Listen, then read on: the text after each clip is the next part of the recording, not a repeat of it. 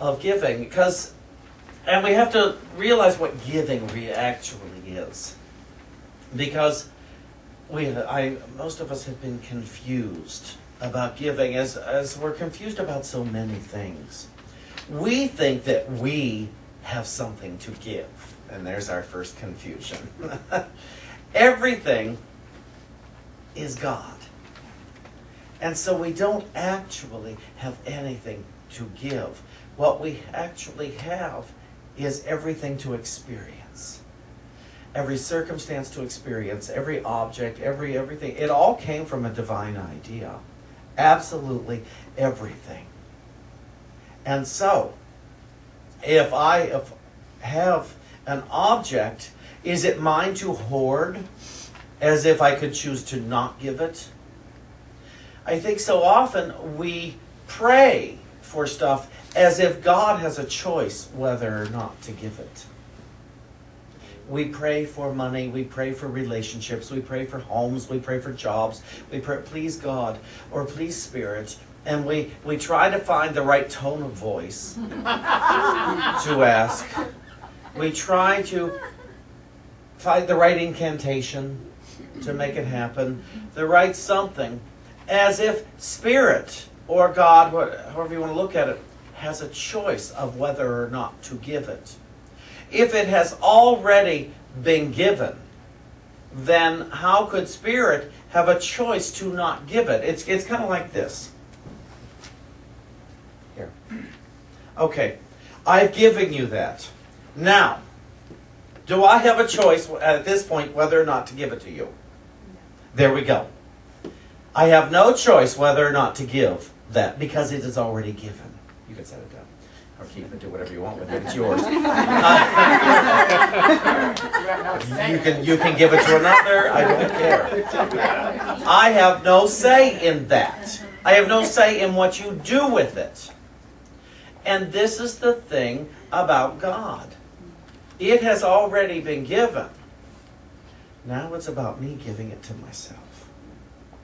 It's about me unwrapping it, appreciating it. And appreciating it is, oh, thank you, thank you, thank you. Appreciating it is using it what it is intended for, its intended use. That's appreciation. When someone offers you love, you take that love for its intended use, not its abuse. And so in the universal principle of giving, we must stop asking for it as if it has not been given. Praying for peace as if peace does not exist isn't logical, and it isn't sane at this point for us. That is not a sane prayer. Accepting peace, that now you're a gracious giver in your acceptance of peace, because now you have given peace to your mind. Now you have given peace to your experience. The peace was already here. It just hasn't been used. Wisdom is here. It's just not always used properly. Love is here. It's just not used properly. It's not. It's kind of like we set it on a shelf and we're saving it for company. David Godson stayed with us the other day. 2 nights ago. He comes every year. And he's done this for like 5 years. And I was really taken aback the other night. He said, Shawn, are the towels in the guest bathroom to be used? They're bath towels. There's nothing special. And then he said, oh, I'm a guest, aren't I? I said, yes. And we have them there to be used by anybody who's in that bathroom. Except David.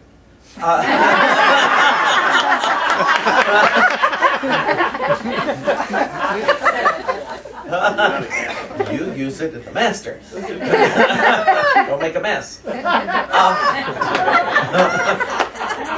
But it's to think, oh, am I allowed to use that? Am I allowed to use that? Is that good enough for me? I remember an episode of Friends. And anybody here fans of the Friends show? Monica was a bit neurotic and had her stuff. And And she told a guest, you can use the fancy soap. And Rachel said, oh, I thought we were saving those for when the Queen visited.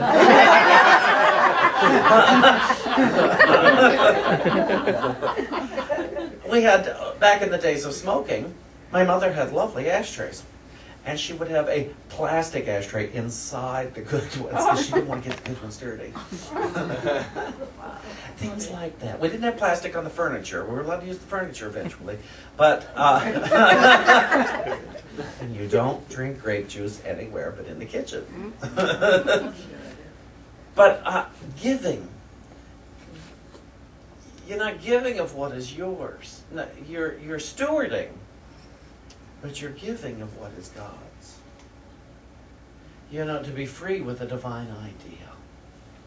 To be free, as Shea St. John said to us once, love wastefully.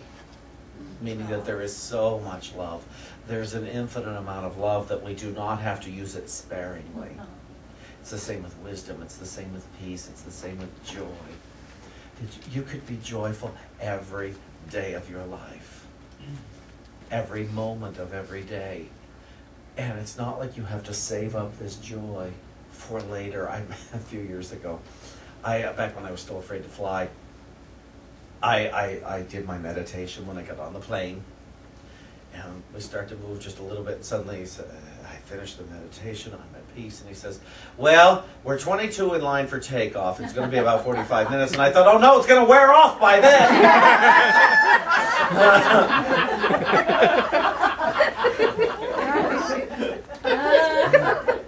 You'll understand. It's like, because I thought there's only this much, and I might not be able to get it back together to do that meditation again. I was like, oh, I did all that work and for nothing. There is no bit of peace that you accept that will ever go to waste. There is no bit of the presence of God that will ever go to waste. It's important, I feel, to take a moment. I like to say, if you're not used to meditating, take 5 minutes every day. Just sit in the chair and just breathe.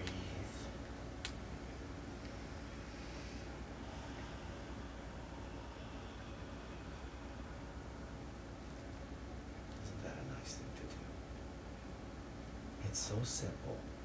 But to take 5 minutes to, you start it with that, and maybe you have a thought, that Christ in me is awake now.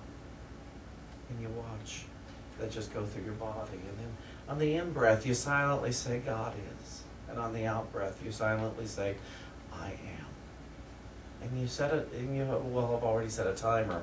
And you do that for 5 minutes. It's so simple. You don't have to know what God is. But you can admit, I am is what God is. Because I would assume you assume that whatever God is, it's good. And so that's what you want to be. You want to be that good stuff that God is. And so eventually, as you get in the habit of doing this, you'll realize you are that good stuff that God is, even on the days you don't feel it.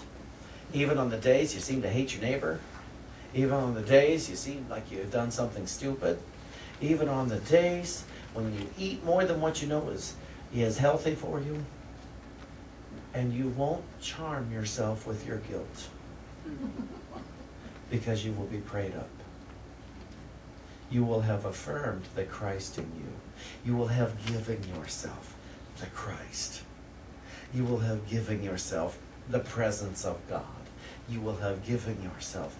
And in the presence of God, where's there room for guilt? Where's there room for shame?